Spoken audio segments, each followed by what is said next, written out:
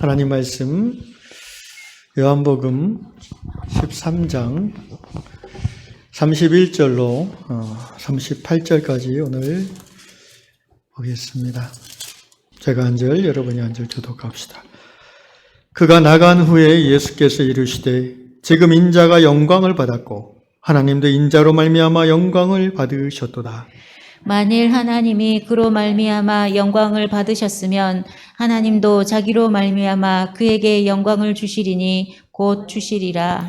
작은 자들아, 내가 아직 잠시 너희와 함께 있겠노라. 너희가 나를 찾을 것이나 일찍이 내가 유대인들에게 너희는 내가 가는 곳에 올 수 없다 하고 말한 것과 같이 지금 너희에게도 이르노라. 새 계명을 너희에게 주노니 서로 사랑하라. 내가 너희를 사랑한 것 같이 너희도 서로 사랑하라. 너희가 서로 사랑하면 이로써 모든 사람이 너희가 내 제자인 줄 알리라. 시몬 베드로가 이르되 주여 어디로 가시나이까? 예수께서 대답하시되 내가 가는 곳에 내가 지금은 따라올 수 없으나 후에는 따라오리라. 베드로가 이르되 주여 내가 지금은 어찌하여 따라갈 수 없나이까? 주를 위하여 내 목숨을 버리겠나이다. 예수께서 대답하시되 내가 나를 위하여 내 목숨을 버리겠느냐? 내가 진실로 진실로 내게 이르노니 닭 울기 전에 내가 세 번 나를 부인하리라. 아멘. 예, 요한복음 13장 31절부터 끝절까지 오늘 공부하겠습니다.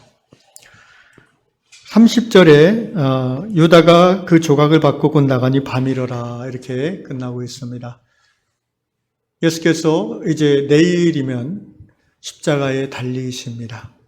오늘 제자들과 함께하는 공생의 마지막 날 밤입니다. 예수께서는 제자들을 모아서 함께 6월절 만찬을 드시는 자리에서 제자들의 발을 씻겨 주셨습니다. 주님이시고 선생인 랍비인 예수께서 예수님을 그리스도로 주로 선생님으로 고백하는 제자들의 발을 오히려 씻어 주셨습니다. 그렇게 하심으로 예수께서는 본을 보여주셨다라고 말씀했고 너희도 이와 같이 서로 발을 씻어주라 곧 서로 섬기라 라고 마지막 날 제자들과의 시간 밤에 몸으로 친히 또 한번 섬기는 삶의 모범을 보여주신 예수님이십니다. 그러나 그 12명 중에 한 명 유다는 예수를 배반한 사람이 되었습니다. 예수님은 유다가 자신을 배반할 것을 알면서도 끝까지 유다의 발도 씻어주셨고 또 유다의 앞에 포도주를 찍은 떡을 내려주시면서 받아 먹으라라고 하시면서 다른 제자들이 봤을 때는 유다를 챙겨주는 것으로 보였을 것입니다. 그러나 유다는 끝까지 예수님의 눈을 회피했고 자신의 더러운 마음을 숨기고 예수를 떠나버렸습니다. 곧 나가니 밤이러라. 시간적으로 밤이라는 의미도 있고 예수님의 인생에 밤이 깊었다. 죽을 때가 돌아가실 때가 되었다라는 그런 의미도 될 것입니다. 31절 그가 나간 후에 눈으로 따라오십시오. 예수께서 이르시되 지금 인자가 영광을 받았고 요한복음에서 자꾸 예수께서 영광을 받았다라는 표현을 하시는데 그것은 어떤 의미라고 그랬죠? 예수님이 이제 십자가 달려 죽을 때가 됐다는 것을 의미하는 것입니다. 그러면 우리가 상식적으로 이제 생각해 볼 필요가 있어요. 영광을 받는 것이 왜 죽는 것과 연관이 될까? 보통 우리가 영광입니다 했을 때, 영광 받는다 했을 때는 잘 되는 걸 말하지 않습니까? 정말 사모하던 어떤 훌륭한 사람을 또는 높은 분을 만났을 때, 아이고, 만나 뵙게 돼서 영광입니다. 또는 초대해 주셔서 영광입니다. 이런 표현을 쓰잖아요. 이 상을 받게 돼서 정말 영광입니다. 이런 얘기를 하는데 예수님은 지금 유다가 자신을 팔러 나갔어요. 이제 대제사장들에게 은30을 받고 예수를 팔아넘기면 몇 시간 후에 예수를 대제사장의 군사들이 체포하러 올 겁니다. 그러면 밤새 대제사장과 총독 앞에서 신문을 받고 고문을 당하고 피를 흘린 채로 이제 새벽 일찍 십자가를 지고 골고다 언덕을 올라가서 못 박혀 죽으셔야 돼요. 그런데 그것이 왜 영광이라고 하셨을까요?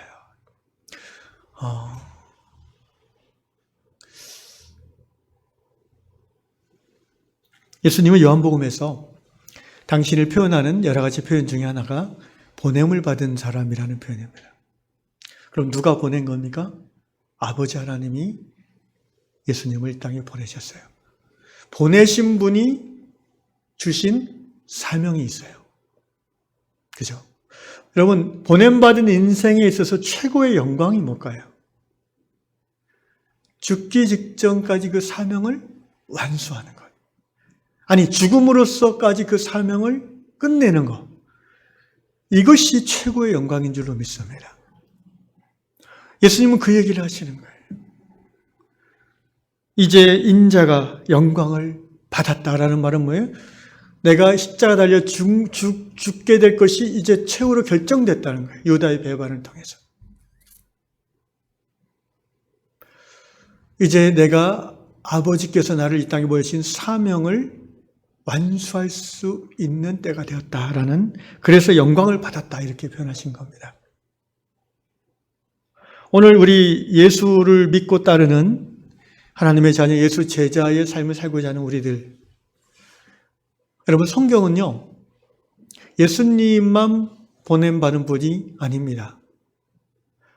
아버지께서 예수님을 보냈고 예수께서 예수의 제자들을 세상에 보내십니다.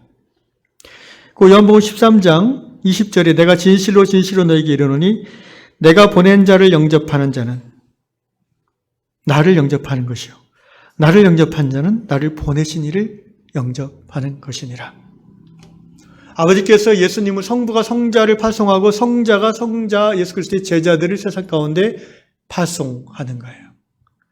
하나님 나라 사명을 위임해서 보내는 겁니다. 여러분, 이 보냄받은 자라는 말이 헬라어로 뭔지 아십니까? 아포스톨로스입니다. 그 말은 정확하게 성경에서 사도로 번역됩니다. 사도는 어떤 사람이에요? 보냄받은 자입니다. 그래서 우리가 흔히 사도 그러면 예수님의 12제자와 또 성경에 나오는 약 19명, 20명 정도의 사도란 호칭을 성경이 쓰고 있는 분들이 있어요. 그 중에는 여성도 한 명이 있는데, 그런데 좀 넓게 해석하면요, 이 부르심을 받아들이는 모든 그리스도인은 사도인 것입니다. 어떤 부르심? 아버지께서 예수를 이 땅에 보내셨고 예수께서 나를 이 세상의 한복판에 하나님 나라 확장을 위해서 보내셨다라는 이 소명을 받아들이는 모든 크리스찬은 사도인 것을 믿으시기 바랍니다. 사도이기 때문에 사도된 우리가 우리 인생, 우리 존재의 최고의 영광을 누린 시점이 언제입니까? 우리를 보낸 그분의 얼굴을 다시 가서 뵐 때입니다. 그런데 그 얼굴을 뵐 때 우리가 이 땅에서 사명을 잊어버리고 흥청망청 내 멋대로 내 욕망대로 산다면 그분의 얼굴을 뵐 때 사도된 우리가 마음이 기쁘겠습니까? 대단히 부담스럽고 저 뒷구녕에 숨고 싶고 그러겠죠. 그러나 부족하지만 부르신 그 사명을 기억하고 하루 사명대로 살았다가 그 다음날 넘어지는 한이 있더라도 끝까지 내게 주신 십자가 사명 붙잡고 살아가려고 몸부림쳤던 성도라면 그분의 얼굴을 뵙는 그때에 한편으로는 부끄럽고 죄송하지만 한편으로는 그분 앞에 나아가서 이렇게 고백할 것입니다. 무익한 종이 부르심을 제대로 완수하지 못했고 그래서 이제 다시 주님 앞에 왔습니다. 그때 주님께서 우리에게 잘하였도다 착하고 충성된 종아 라고 얘기해 주실 것입니다. 한 달란트 받은 자는 한 달란트를 남기고 5달란트 받은 자는 5달란트를 남기고 2달란트를 받은 자는 2달란트를 남기면 되는 것입니다. 중요한 것은 우리 존재의 최고의 영광의 순간은 이 세상이 아니라 이 세상에서 나의 소원 성취하는 그날이 아니라 우리 아들 취직하고 대를 잇는 손자보고 그런 거 아니고 여러분 그런 거는 세상 사람들이 영광이라고 하는 거예요. 물론 우리도 그런 것을 거부할 필요 없어 기뻐요. 그런데 정말 사도된 자로서 부름받은 자로서 명받아 태어나 명 따라 살다가 명 주신 그분 앞에 가는 그때에 부족하지만 명대로 살다 왔나이다라고 고백하는 그 순간, 우리 인생 최고의 영광의 때인 줄로 믿습니다. 그런 영광을 하나님의 존전 앞에서 우리 모두가 경험할 수 있기를 주의 이름으로 축원합니다. 인자가 영광을 받았고 하나님도 인자로 말미암아 영광을 받으셨도다. 예수님을 이 땅에 사명자로 보내신 파송자이신 하나님도 영광을 받으신다고 했습니다. 무슨 말입니까? 파송한 사람이, 파송된 자가 사명을 감당하고 완수할 때 파송한 사람은 기쁩니다. 그죠? 영광을 받으시는 거예요. 성부 하나님이 성자 예수 그리스도께서 십자가를 통해서 당신의 보냄받은 바 사명을 완수하는 그 순간 성부 하나님도 함께 기뻐하신다는 것입니다. 영광을 받으신다는 것입니다. 32절 만에 하나님이 그로 말미암아 영광을 받으셨으면 성부 하나님께서 성자 예수가 사명을 완수하는 것을 통해 영광을 받으셨다면 하나님도 자기로 말미암아 그에게, 성자 예수는 나에게 영광을 주시리니 곧 주시리라. 자, 예수님이 십자가 사명을 완수하셨어요. 하나님이 기뻐하십니다. 그래서 이제는 사명 감당하러 고생하신 예수님에게 영광을 주십니다. 어떤 영광이십니까? 부활의 영광을 주신 줄로 믿습니다. 여러분, 부활은 이전에도 없었고 앞으로도 없을 유일무이한 사건이라는 것을 아셔야 됩니다. 잠시 살아났다가 다시 살아났다는 개념이 아니에요. 예수님이 얻으신 부활은요, 죽음을 깨트리시고 사망 권세를 깨트리시고 온전히 다시 부활의 몸으로 살아나셔서 지금도 살아계시고 이후로 그 부활의 몸으로 이 땅에 다시 재림하실 그 몸의 영광을 받으신 것입니다. 그리고 그 몸의 영광은 장차 예수를 믿고 따르는 사명을 감당하고자 하는 우리들이 또한 받을 영광의 모습인 줄로 믿습니다. 그래서 예수님께서 곧 주시리라라고 말씀하시는 거예요. 이 영광이 얼마나 위대하고 놀라운지 예수님 당시의 사람들은 부분적으로만 알았을 거예요. 그러나 성경은요, 예수님이 부활하셨을 때 어떤 사건을 기록합니까? 예수님이 십자가에 달려 죽으시는 그 순간에 무덤이 열리고 죽은 자들이 많이 일어났다라고, 3일 후에 있을 예수님의 부활에 대한 영광의 전조를 성경은 이미 기록하고 있었습니다. 33절, 작은 자들아 내가 아직 잠시 너희와 함께 있겠노라. 예수께서 제자들을 보시면서 작은 자들아 이렇게 표현하셨어요. 요한사도, 요한복음, 요한 1, 2, 3서, 요한계시록께서 이제 사도나 장로들이 성도들을 호칭하는 그런 호칭이 보통 이제 자녀들아 이런 표현을 많이 하는데, 오늘 요한복음에서 예수께서는 작은 자들아, 소자들아 이렇게 표현하셨어요. 예수님의 마음은 아마도 이런 마음이실 거라 생각합니다. 내가 아직 잠시 너희와 함께 있겠노라. 잠시 함께 있겠다. 언제까지? 앞으로 몇 시간 안 남았어요.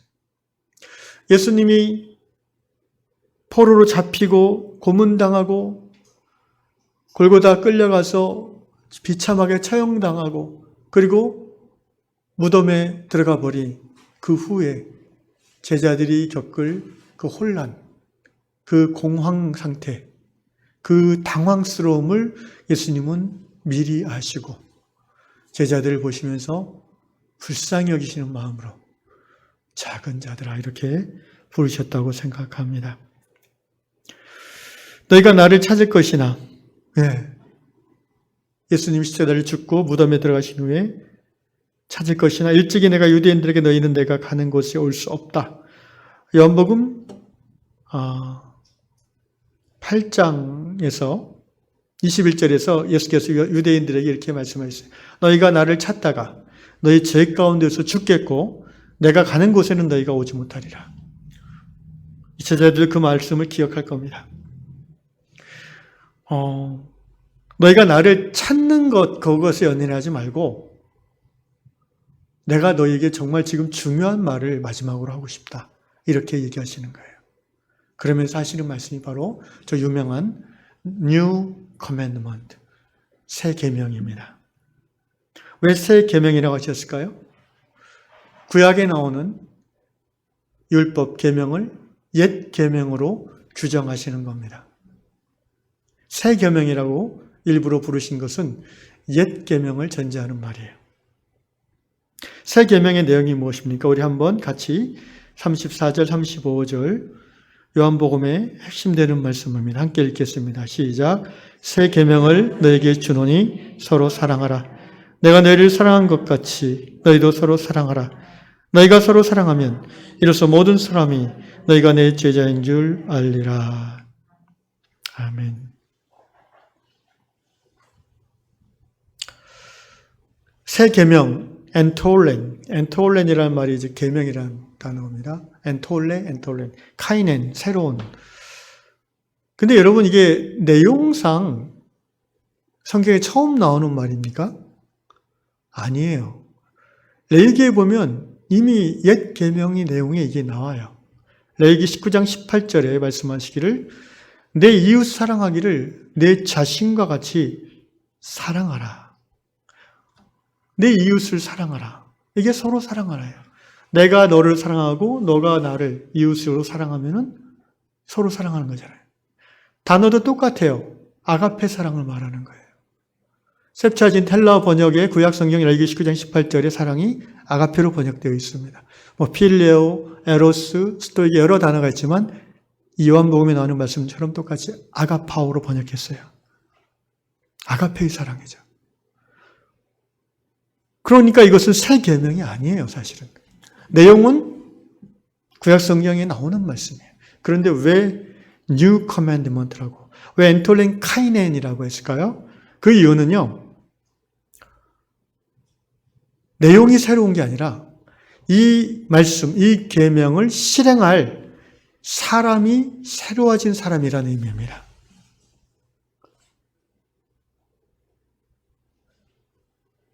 계명의 내용이 달라서가 아니라 계명 행함의 주체가 전혀 다른 사람이라는 것입니다.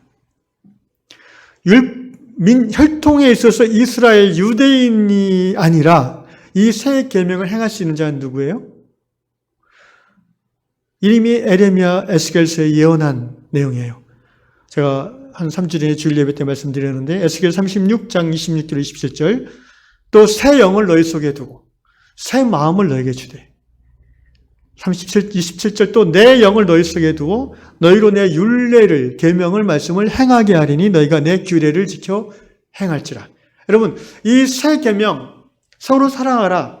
구약 시대에는 이미 있었던 계명이지만 이것은 옛 계명이에요. 옛과 새의 차이는 뭐냐면 내용의 차이가 아니라 행하는 주체의 차이예요. 이스라엘 백성들은요. 옛 계명 너희가 이웃을 내 몸같이 사랑한 이 말씀을 율법으로 실천해서 구원을 얻으려고 했어요. 그죠? 이 계명을 말씀을 순종해야 구원을 얻는 거예요. 그런데 이 새 계명은 어떤 사람들이 하는 거예요? 이미 거듭나 구원을 얻은 그리스도인으로서 그리스도인답게 사는 차원에서 하는 거예요. 그러니까 이게 계명의 내용은 같지만 전혀 다른 차원이 펼쳐지는 거예요. 새 계명은요. 옛 계명은 어디에 새겨졌어요? 십계명 돌판에 새겨졌어요. 그죠? 사람 몸 바깥에 새겨진 계명이에요. 그러니까 이것을 늘 행하려면 그 율법을 다시 보고 다시 마음에 받아들이고 다시 또 열심히 외워서 막 의지를 가지고 또는 하나님이 벌 주실까 두려워서 사랑하는 거예요. 그런데 똑같은 내용이지만 새 계명이에요. 이 새 계명은 어디에 쓰여지는 계명이에요? 에레미야서에 보면 이 새 계명은 돌판이 아니라 신비, 마음의 비석에 새겨진다고 되어 있어요. 어디에 새겨진다고요? 마음의 비석. 잠언에도 그렇게 나와요. 내 마음에 새긴다고 그랬어요. 내 몸 밖에 있는 계명이 아니에요. 율법이 아니에요. 내 몸, 내 마음판에 새겨진 계명이에요. 무슨 말입니까? 내가 그것을 행함으로 구원을 얻는 내 열심으로 뭔가를 이루는 것이 아니라 하나님의 사랑이 너무나 감격하여서 정말 그렇게 하고 싶어서 하는 거예요. 내 지갑을 정말 열고 싶어서 주는 거예요. 나눠서. 내 시간과 재능을 그렇게 그 사람이 사랑하는 마음이 들어서 하는 거예요. 그게 어떻게 가능할까요? 하나님이 죄인인 나를 먼저 그렇게 사랑하셨음을 깨달은 거예요. 여러분, 이게 그래서 새 계명인 거예요. 내 몸 밖에 있는 게 아니라 내 마음 안에 이미 들어와 있는 말씀이에요. 할렐루야. 성령으로 거듭나지 않냐고서는 자연스럽게 우러나올 수 없는, 안타까운 것은 예수를 믿고 거듭난 신앙의 성도들인 많은 크리스찬들이 여전히 이 율법적인 신앙의 삶을 산다는 거예요. 여러분, 이 새 계명으로서 이걸 실천하는 사람은 어떤 마음 상태에서 이걸 합니까? 자유함으로 합니다. 새벽기도 누가 나오고 11조 내고 뭐 주일 빠지나 안 빠지 체크해서 안수집사 되고 권사 장로 되고 성적 매기고 뭐 그래서 눈치 보고 나오는 그런 게 아니고, 그렇게 신앙생활 하는 게 아니라 빠질 합당한 성경적인 신앙 양심의 이유가 있으면 미리 죄송하다고 하고 빠지는 거예요. 아, 참 말을 잘못했나? 저는 그렇게 믿습니다. 여러분도 그렇게 하시면 좋겠습니다. 무단으로 하지는 마시고. 그건 이제 공동체에 대한 예의가 아니잖아요. 그죠? 그리고 어떤 교회를 이끌어가는 목회자에 대한 예의가 아니죠. 서로 예의는 지켜야지. 근데 정말 이러이러해서 저는 이번에 좀, 그러면은 제가 그거 가지고 확 꽁할 사람도 아니고, 그죠? 아, 이분이 정말 기도하고 이렇게 하셨구나. 네. 여러분, 주체성이라는 게 굉장히 신앙에서 중요한 거예요. 주체, 사상 또 이렇게 이상하게 생각하지 마시고, 주체성이라면 철학 용어예요. 괜히 또 이렇게 이상하게 생각하면 그 스스로 무식하다는 것밖에 안 돼요. 주체성이라는 건 굉장히 철학에서 중요한 거예요. 현대 철학에서 특별히. 신앙도, 특별히 신약시대의 신앙은 주체적 신앙인이 돼야 돼요. 사제 계급, 성직자의 눈치를 보는 신앙은 대단히 구약적 신앙이에요. 어린아이 신앙이에요. 어린아이 때는 그런 부분이 어쩔 수 없이 있어요. 근데 이제 신앙생활 20년, 30년 했으면은 주체적으로 스스로 결정하고 또 그 결정함에 대한 책임을 지는 거죠. 뭐, 교회에서 그렇게 해서 뭐 장로 안 되면 할 수 없는 거 아니겠어요? 그죠? 네. 말이 잘못 나갔다. 이상하다. 어쨌든,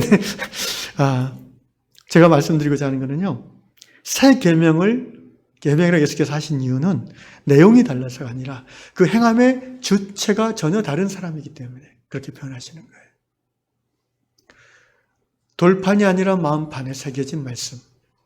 내 몸 밖에서 있기 때문에 날마다 그래서 구약시대 레위기, 신명기, 민수기 뭐라고 그래? 늘 이 말씀을 여기다 달고 대고 맨날 보고 그래야 그날 할 수 있으니까. 그런데 이제 성령 받아 거듭난 신앙의 성도들은요, 이렇게 자꾸 보고 그러지 않아요. 마음판에 이미 들어와 있어요, 이 말씀이. 내가 깨달아 은혜 받은 그 레마의 말씀이 내 속에 새겨져 있어요. 아멘? 새겨진 말씀대로 그렇게 행하는 거예요. 물론 인간인지라 가끔 불순종하기도 하고 또 게을러져서 깨도 부리고, 그런데 여러분, 거듭난 사람과 그렇지 않은 사람의 분명한 차이점은 뭐냐면은 거듭난 성도는 그렇게 할 때마다 불편해요, 굉장히. 다른 사람들, 야, 뭐 그런 거 가지고 하면 뭐 안 할 수도 있고 빠질 수도 있고 뭐 목사도 하던데 뭐 그렇게 얘기해도, 목사님은 모르겠는데 나는 불편해. 이렇게 하는 거예요. 그래서 다시 하나 옆에 나오는 거죠. 성령께서, 영적으로 얘기하면 성령께서 그 속에서 강권하시는 거죠. 말씀대로 사랑하세요. 이렇게 강권하시는 거죠. 자, 이 새 계명의, 그리고 옛 계명의 동일한 내용이 뭡니까? Love one another예요. 서로 사랑하라. 헬라어 성경에는 아가페를 씁니다. 아가파테 알렐루스. 서로 알렐루스, 아가파테, 사랑하세요. 예수님께서는 서로 사랑하세요라고 새 계명이라고까지 중요하게 얘기하셔놓고 뭐라고 하셨냐면은 내가 너희를 사랑한 것 같이라고 기준을 딱 정해 주셨어요. 구약 성경의 기준은 뭐예요? 아까 얘기는 내 몸을 사랑하는 것 같이 이웃 사랑해요. 근데 신약 성경에서의 서로 사랑의 기준은 뭐예요? 내가 너희를 사랑한 것 같이. 어느 게 더 무거운 기준인지는 모르겠어요. 둘 다 무겁긴 하지만 적어도 요 말씀 직전에 예수님이 하신 그 행동을 보시면 사랑한다는 게 분명히 이 부분이 있겠구나라고 우리가 생각할 수 있어요. 뭐예요? 요 앞전에 예수께서 발을 씻으시잖아요. 사랑은 고린도전서 13장에서 사도 바울이 성령의 감동으로 이 아가파오가 어떤 내용인지를 쫙 설명해 주셨잖아요. 그죠? 언제나 너에 대해서 나는 오래 참고 온유하며 시기하지 않으며 자랑하지 아니하며 교만하지 아니하며 그게 사랑하는 거예요. 예수님이 그렇게 실제 사랑하시는 삶을 사셨어요. 스승이라고 주님이라고 야, 내 발 좀 닦아야지 누가 먼저 닦을래 이렇게 안 하셨다는 거죠. 아무도 눈치 보면서 서로 종노릇 안 하려고 하니까 기쁘게 그것도 막 입이 이렇게 나오셔서 한 게 아니라 기꺼이 내가 할게요 이러면서 하셨다는 거죠. 그게 우리가 사랑해야 되는 내용입니다. 자, 좀 더 깊이 들어가 봅시다. 제가 이제 묵상할 때에 이런 이게 서로 사랑하라. 내가 너희를 사랑한 것이 서로 사랑하라. 그러면 35절 읽겠습니다. 35절 시작. 너희가 서로 사랑하면 이로써 모든 사람이 너희가 내 제자인 줄 아니라. 사랑하면 제자 되는 거예요. 쉽죠? 네. 우리 어떻게 보면 예수 제자가 될까? 사랑하면 제자 되는 거예요. 제자답게 돼야 세상 교회 밖의 사람들이 저 사람은 예수님 믿는 것 같아 이렇게 보는 거죠. 그 얘기예요. 그러니까 서로 사랑하는 것 이꼬로 전도와 선교인 거예요. 그죠? 여러분 전도 선교가 뭐예요? 세상 교회 밖의 세상 사람들이 우리를 보고 예수님을 보는 게 전도고 선교잖아요. 본질이 그거예요. 그런데 그 시작은 뭐예요? 성도 공동체 안에 서로 사랑하는 거예요. 서로 사랑하면 제자다운 삶이 사라지게 되고 어느 정도 제자다운 삶이 갖춰질 때에 예수 모르는 내 친구, 내 형제자매, 내 이웃이 집사님이시군요. 이렇게 예수님 믿는 분 같아요. 저도 당신이 믿는 예수를 믿으면 안 될까요? 믿고 싶어요. 이렇게 되는 거죠.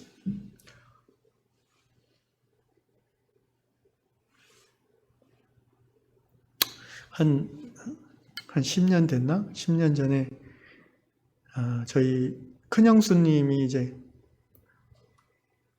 제가 좀 아직도 좀 이렇게 계속해서 이제 기도하는 분인데요.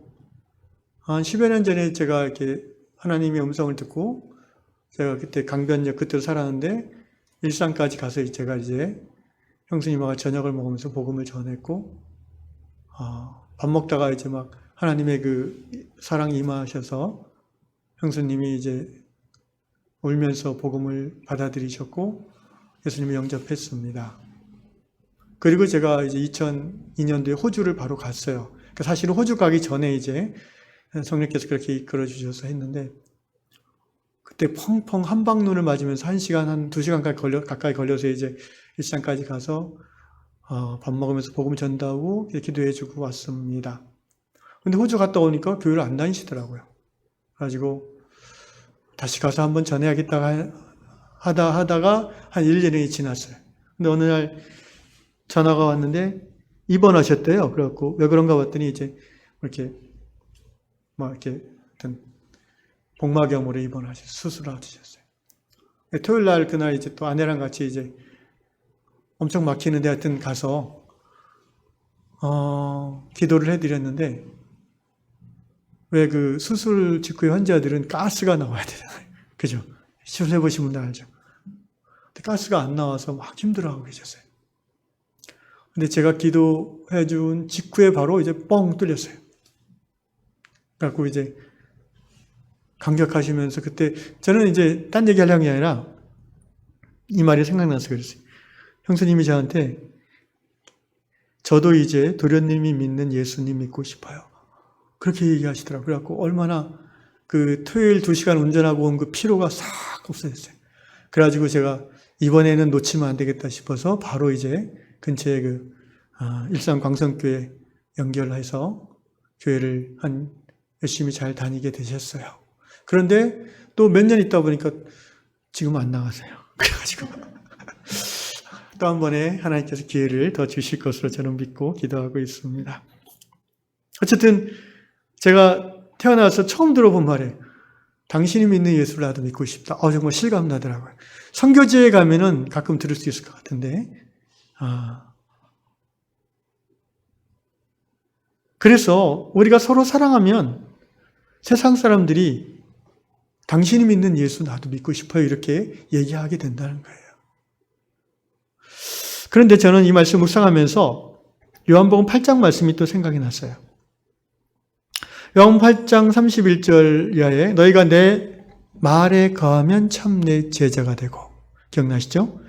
진리를 알지니 진리가 너희를 자유롭게 하리라. The truth will set you free. 진리가 너희를 요한복음 8장 설명할 때 제가 말씀드렸어요.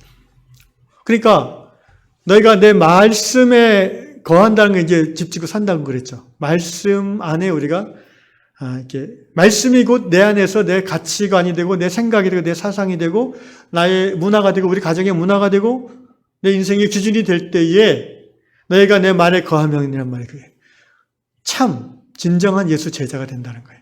그런데 예수님이 요한복음 13장에서는 너희가 서로 사랑하면 세상 사람들이 내가 내 제자인 것을 알리라. 결국 제자가 된다는 거예요. 자, 서로 사랑하는 것과 말씀에 거하는 것이 같은 위치에 놓여 있어요. 결론은 뭐예요? 예수 제자 되면 예수처럼 살려고 하는 사람이 되는 거예요. 그럼 여기서 우리가 이제 간단한 3단 논법이 나오죠.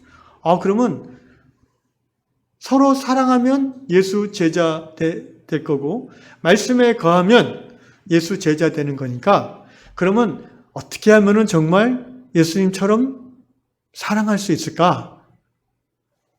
말씀에 거하면 사랑할 수 있게 된다는 거예요. 아멘? 이거 초등학생도 알아듣는 3단 논법입니다. 그러니까 사랑한다는 게 사실 막연하잖아요. 막연해요. 예수님이 앞에서 보여주신 세족식의 예를 따라서 하려고 하지만 우리가 삶의 수만 가지 경우의 수가 있잖아요. 만남의 종류가 있고 그 속에서 어떻게 항상 세족식 겸손 자기를 낮춤 섬긴 그렇게만 하는 그것도 사랑이지만 또 다른 경우도 많이 있어요. 그러니까 보편적으로 말했을 때 우리가 정말 사랑하려면은 예수님의 말씀에 거해야 돼요. 그래서 성경 말씀, 예수님 생각, 가치관, 하나님 나라 가치관이 나의 가치관으로 돼야 되는 거예요. 다른 말로 하면 세상 가치관으로 여전히 살아가고 있는 나의 모습들을 자꾸 꺾어내야 되는 거예요. 아멘? 여러분 신앙의 성숙이란 건 바로 이런 거예요. 생각을 바꾸는 거예요. 가치관을 바꾸는 거예요. 이런 거는 여자가 해야지. 성경에 그런 말이 있으면 그렇게 해야 돼요. 근데 그거는 성경에는 없고 세상 가치관, 유교적 가치관이잖아요. 그럼 바뀌어야죠. 아멘? 남자가 그런 것도 못해. 여러분 그런 말 성경적 아니에요.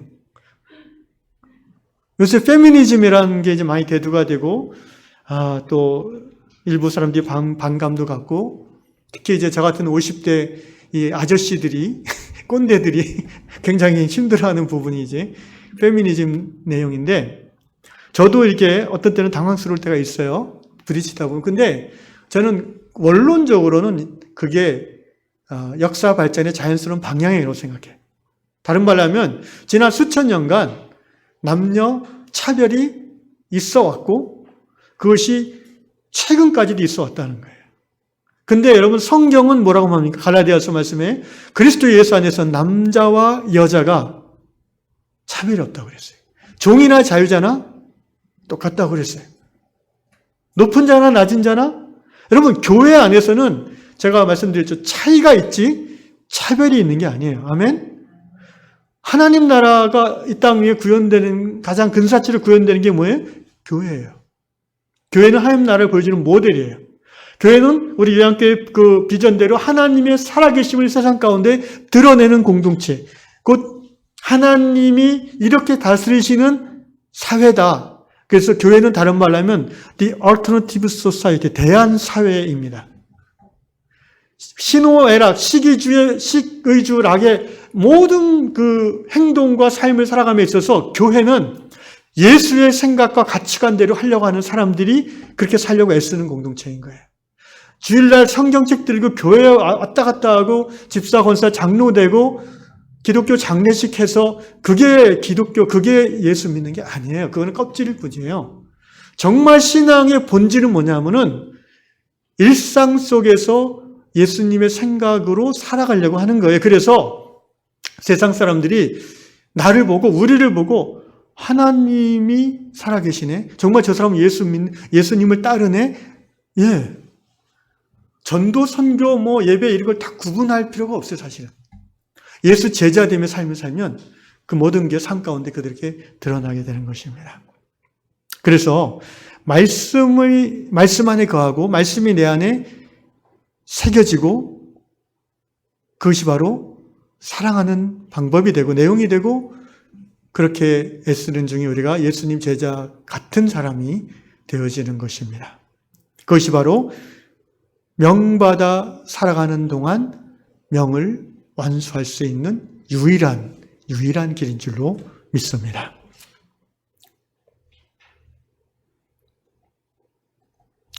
그래서 저는 이제 제가 교회를 섬긴 지 1년이 돼 가는데요.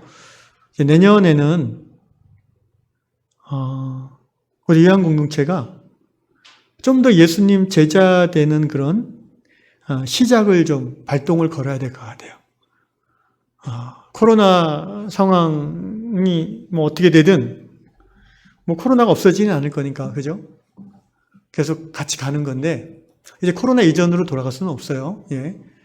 마스크 끼고 계속 사는 건데 거리두기 어느 정도 하고 사는 건데 그렇다고 교회 안에서 우리가 최소한의 기본만 하고 계속해서 갈 수는 없잖아요. 예수님 따라 살아가는 훈련을 시작해야 되는데 그 훈련의 내용이 뭐라고요? 서로 사랑하는 방법이 뭐라고요? 말씀을 내 것으로 삼는 훈련이에요. 단순한 성경 공부하고 달라요. 말씀대로 살아가는 훈련이죠. 그걸 저는 유양 제자 훈련이라고 이름 붙이고 싶어요. 그래서 이번 주 이제 정책당회에서 운영위원회에서 여러 가지 방법을 제가 제안하려고 합니다. 모르겠어요. 몇몇 분이 따라와 주실지 모르겠는데 소수가 따라와도 저는 하려고 합니다. 중요한 것은 우리가 하루를 살아도 예수님 제자처럼 살려고 몸부림치는 거죠. 36절로 넘어가겠습니다. 시몬 베드로가 같이 읽겠습니다. 시작. 시몬 베드로가 이르되 주여 어디로 가시나이까? 예수께서 대답하시되 내가 가는 곳에 내가 지금은 따라올 수 없으나 후에는 따라오리라. 주여 어디로 가시나이까? 여러분 들어보셨죠? 쿠오바데스 도미네. 영화 보신 분이 있을 거예요. 최근 한 50년도에 나온 작품으로 기억하는데 그 후에 다시 리메이크 됐다고 들었습니다. 한번 보고 싶은데요. 자, 베드로가 34절, 35절은 베드로는 지금 귀에 안 들어와요, 하나도. 그죠? 베드로는 지금 질문한 게 뭐예요? 33절 내용을 딱 붙잡고 질문해요. 너희가 나를 찾을 것이나. 그러니까 제가 늘 말씀드리죠. 사람은 자기 듣고 싶은 대로 듣는다고. 34절, 35절 정말 중요한 말씀이잖아요. 교회에 주시는 사명이에요. 교회는 교회는 서로 사랑하는 것이 사명인 곳이에요. 그런데 베드로는 그 얘기는 지금 베드로 수준에서 하나도 안 들어와요. 너희가 나를 찾을 것이나. 그러니까 주여 어디로 가시나이까? 이렇게 물어보는 거예요. 예수님이 다 이해하세요. 그리고 저처럼 야 너는 왜 너 듣고 싶은 대로 듣냐? 이렇게까지 그러냐? 이렇게 얘기 안 하시고 바로 대답해 주세요. 예수께서 대답하시되 내가 가는 곳에 베드로 내가 지금은 따라올 수 없으나 후에는 따라오리라. 예언적인 말씀이죠. 이 말이 실제 이루어졌죠. 37절 같이 읽겠습니다. 시작. 베드로가 이르되 주여 내가 지금은 어찌하여 따라갈 수 없나이까? 주를 위하여 내 목숨을 버리겠나이까? 나이다. 거기 따라갈 수 없나이까? 주를 위하여 그 사이에 이제 베드로가 만약에 한마디 더 했다면 어찌하여 따라갈 수 없나이까? 그렇게 위험한 데입니까? 걱정하지 마십시오. 제가 주님을 위해서 목숨까지 버리겠습니다. 이렇게 얘기하는 거죠.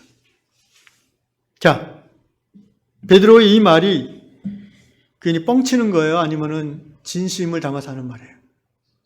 아, 진심이에요. 저는 진심이라고 생각해요. 비록 몇 시간 후에 뻥으로 드러나지만 다음날 새벽에 어떻게 돼요?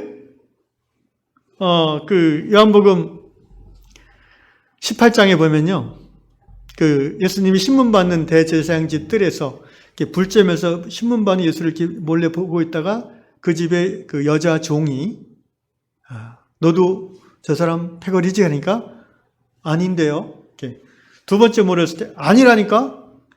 세 번째 너도 그 갈릴리 패야. 그러니까 요한복음에서는 18장 25절 나는 아니라 또 부인하니 이렇게 되어 있는데 다른 복음서에는 헬라와 다른 번역본에 보면 저주하며 부인하니 이렇게 되어 있어요. 저주라는 건 뭐예요? 요새로 말하면 예수 XX 그럼 내가 어떻게 한다고 그래? 나 몰라. 이렇게 되는 거예요. 예수님이 그걸 미리 아셨죠. 몇 시간 후에 일어날 일을. 그래서 어떻게 베드로가 내가 주를 위하여 내 목숨을 버리겠나이다. 진심으로 얘기했어요. 정말 이 열정적인 사나이에요. 그때 예수께서 38절 읽겠습니다. 시작. 예수께서 대답하시되 내가 나를 위하여 내 목숨을 버리겠느냐? 내가 진실로 내게 이르노니 다 굴기 전에 내가 3번 나를 부인하리. 베드로는 이 38절 말씀은 잘 기억이 안 나는데 다 군다는 얘기는 기억이 났을 거예요. 다 굴기 전에. 좀 이렇게 스펙했죠. 내가 주를 위해서 목숨을 버리겠나이다. 그렇게 난 따라갑니다. 어디든지 따라가겠어요. 그런데 너는 나 지금 못 따라온다. 나중에는 따라올 거야. 네가 나를 위해서 목숨을 버린다고? 내일 새벽에 3번 나를 부인할 걸 모른다고? 아마 나를 저주할 수도 있어. 그러니까 베드로가 이제 기분이 좀 가라앉았겠죠. 이러면서 이제 침묵했겠죠. 저는 절대로 그렇지 않습니다, 주님. 이렇게 속으로 다짐했겠죠. 그런데 실제 그렇게 됐죠. 자, 베드로가 이건 이제 성경에 나오지 않은 얘기지만 코바디스 도미네 그 영화에 보면 배경이 네로 황제의 박해예요. 그래서 로마에 큰 화재가 로마시에 그 거대한 도시에 화재가 일어나서 거의 한 3분의 1 이상이 다 타버렸어요. 수만 명이 죽었어요. 민심이 막 흉흉해졌어요. 네로 황제는 어떻게 했어요? 민심을 다독이고자 어떻게 했어요? 이 방화범이 기독교인이다. 기독교인들에게 덮어 씌웠어요. 그런데 신기하게도 기독교인들이 많이 몰려 사는 구역은 불씨가 전혀 안 들어왔어요. 그거를 이유 삼아 기독교인들을 박해하기 시작했습니다. 그러니까 원형 경기장에다가 예수 믿는 사람을 잡아놓고 이제 굶주린 사자들을 풀어놓고 그걸 또 수천 명의 사람들이 와서 보게 하는, 항상 그 폭군 독재자들이 쓰는 이 민심 무마 수법이 뭔지 아세요? 스포츠예요. 스포츠. 여러분, 우리나라 프로야구가 처음 시작된 게 언제인지 아세요? 네, 얼마 전에 엊그저께 가신 분. 그분이 창칼로 정권을 잡은 다음에 백성들의 마음을 이제 3S라고 해요. 스피드, 스포츠, 또 뭐 이렇게 온갖 향락 산업. 그게 원래 그렇게 하는 거예요. 독재자들이, 군주들이. 네로도 그렇게 옛날부터 하는 거예요. 코바디스 도미네의 내용은 뭐냐면 그때 이제 핵심되는 내용은 이제 베드로는 아닌데 어쨌든 베드로 얘기가 거기 나와요.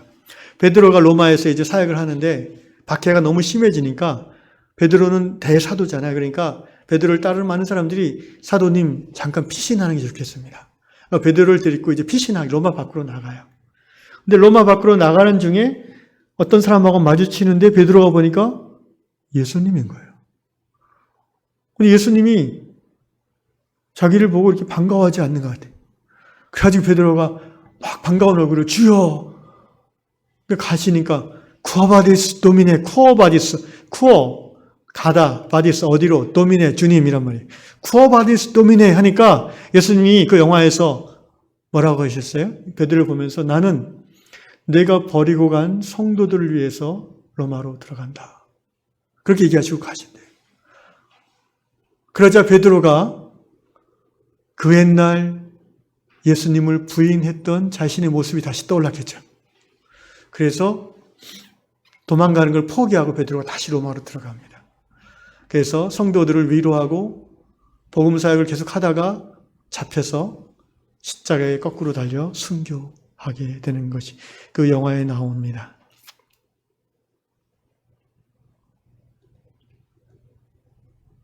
또 요한복음 21장 마지막 장에 보면요. 여러분이 알다시피 부활하신 예수님이 이제 갈릴리 예루살렘에서 예수 믿는 거 이제 포기하고 갈릴리로 다시 돌아와서 고기 잡고 있던 베드로, 야고보, 요한에게 예수님이 새벽에 찾아오시잖아요.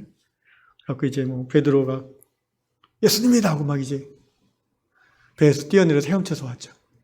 그때 예수님이 이제 모닥불 피워놓고 떡하고 고기를 굽고 계셨잖아요. 누구 주려고? 밤새 뱃일하다 배고픈 제자들 주시려고. 참, 예수님은요, 그게 정말 예수님의 사랑인 것 같아요. 제가 예수님이라면은 너희가 그렇게 믿음이 없냐 이놈들아. 아니 예루살렘에 남아있으라고 내가 누가복음 끝에서 얘기했는데, 아니 그 얘기는 참 나중이면 어쨌든 내가 죽은 지 며칠 됐다고 부활한 나를 봤으면서도 왜 자꾸 다시 예루살렘을 떠나서 여기 포기하고 와 있냐 라고 하셨을 만도 한데 예수님이 그런 얘기 하나도 안 하시고 뭐라 하시냐면은 떡을 굽고 계신 거예요. 그리고는 그 잡은 생선 좀 갖고 와 더. 그래서 더 구워서 자 배고프지 우리 먹자 그러시는 거예요. 그럼 먹는 게 중요합니다.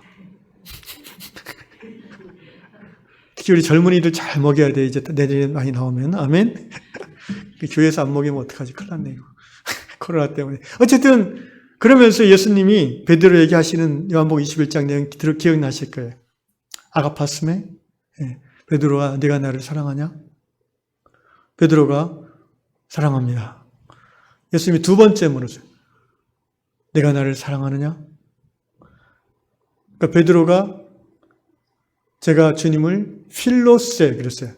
예수님은 아가페스메, 아가페의 사랑으로는 너가 나 사랑하냐 그랬는데 그베드로는 자신이 없는 거예요. 형제의 사랑, 필로스로 사랑한다. 뭐 하여튼 이건 이제 헬라어 그 번역본마다 좀 다르긴 하지만 어쨌든 중요한 것은 거기서 예수께서 3번 베드로에게 물으셨고 베드로가 사랑합니다 대답했을 때마다 뭐라고 했어요? 내 양을 먹이라. 내 양을 치라. 내 양을 먹이라. 목양의 사명을 재위임해 주셨다는 거예요. 근데 여러분 예수님이 왜 3번 양을 먹이라고 하시는지 아세요? 베드로가 3번 부인했잖아요. 그 베드로의 그 마음에 깊은 그 자괴감, 상처를 예수님은 씻어주고 싶으신 거예요. 신뢰를 다시 한번 주고 싶으신 거예요. 내가 너를 여전히 믿고 내 사명을 너한테 준다. 내 양을 네가 좀 먹여다오. 라고 3번이나 얘기해 주시는 거예요. 그 예수님의 그 깊고 깊은 사랑의 위임이 마침내 베드로로 하여금 잠시 로마를 박해를 피해서 도망가다가 다시 돌아와서 예수를 위해서 죽음까지도 사명을 완수하게끔 죽음을 불사하고 그렇게 만드신 근거라고 저는 생각합니다. 사랑하는 형제자매 여러분, 새 계명은 내용이 새로워서가 아니라 그 계명의 주체가 새로워진 사람이기 때문에 새 계명입니다. 마음판에 새겨진 계명입니다. 성경 전체를 한마디로 하면은 뭐예요? 하나님을 사랑하고 이웃을 사랑하여요. 아멘? 왜 제 말이야? 예수님 말씀이잖아요. 그런데 사도 바울 서신서에서 사도 바울은 예수님의 그 말씀조차도 더 줄였어요. 뭐라고 줄였을까요? 하나님 사랑하라? 아니면 이웃 사랑하라? 이웃 사랑하라로 줄였어요. 깊이 생각해야 됩니다. 형제 사랑으로 줄였어요, 한마디로. 우리가 믿는 성경의 모든 결론은 형제 사랑이에요. 이웃 사랑이에요. 서로 사랑하는 거예요. 근데 그것은 하나님 사랑 관계 없이는 불가능해요. 예수 십자가 부활하심을 믿고 죄사함받은 하나님과 올바른 관계에 들어와서 성령의 거듭나게 하심과 성령의 내주하심과 성령의 깨닫게 하심과 성령의 인도하심을 따르지 않는 사람은 사랑하는 척 할 수 있지만 정말 서로 사랑할 수는 없어요. 그런 의미에서 교회는 우리 시대의 마지막 이 세상을 변화시킬 수 있는 소망의 공동체라고 저는 확신해요. 왜냐하면 교회 같은 공동체가 없어요. 가치관이 완전히 세상과 달라요. 세상은 높아지려고 하고 성기 받으려고 하고 막 높은 위치에서 시혜성 베푸는 것을 훌륭하다고 하고 위대하다고 하고 영웅이라고 해요. 여러분, 이 세상은요, 많이 죽인 사람을 얼마나 제일 많이 죽인 사람을 영웅이라고 그래요. 이상해요? 그렇지 않아요? 여러분, 우리가 배우는 역사책의 영웅들이 누구예요? 사람 많이 죽인 순서예요. 물론 안 그런 영웅도 있어요. 이제 철학 공자 이런 분도 있지만, 누구예요? 그 헬라 제국의 그 유명한 알렉산더. 얼마나 많이 죽였어요. 에? 징기스칸. 에? 그런데 오늘날도 마찬가지죠. 미국 대통령들이 사람 얼마나 많이 죽였어요. 다는 아니지만 없는 거 만들어가지고 막 이라크 공습하고. 에? 여러분, 중동의 이슬람 믿는 사람들이 유럽이나 미국 사람들을 미워하고 증오하는 것이 그들 나름대로 이유가 있는 거예요. 괜히 아무것도 안 했는데 막 폭탄 들고 와서 같이 죽고 그러겠어요? 그러지 않아요.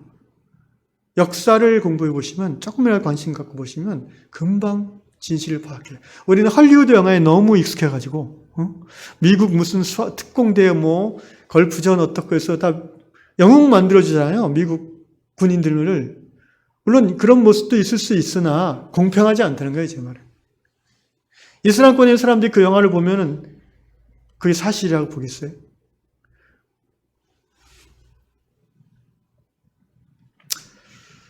교회만이 세상과 구별되어지는 가치관과 원리, 하나님의 다스림으로 움직일 수 있는 대한사회입니다. 안타까운 것은 지난 2000년 교회 역사 속에서 그런 대한사회로서의 교회가 드러난 적이 많이 없었다는 거예요. 모든 시대에 하나님은 남은 자를 두십니다. The remnant. 그 신약의 용어로 표현하면 진정한 예수 제자 공동체예요. 저는 그 제자 공동체를 하나님이 기뻐하시는 교회라고 봅니다. 우리 요양교회는 오늘 이제 대충 얘기하셔서 여러분이 다 저와 똑같은 공감을 갖지는 못하시겠지만, 제가 평생 예수 믿고 추구하는 것은 하나님을 기쁘시게 하는 교회를 이루는 것입니다. 교회다운 교회를 이루는 것입니다. 바로 예수 제자의 삶을 살아가는 사람들의 공동체를 만들어가는 것입니다. 저는 그 시작이 말씀에 함께 거하는 것인 줄 믿습니다. 이제 우리 요양교회가 그러한 시작을 내년부터 시작할 수 있기를 주의 이름으로 축원합니다.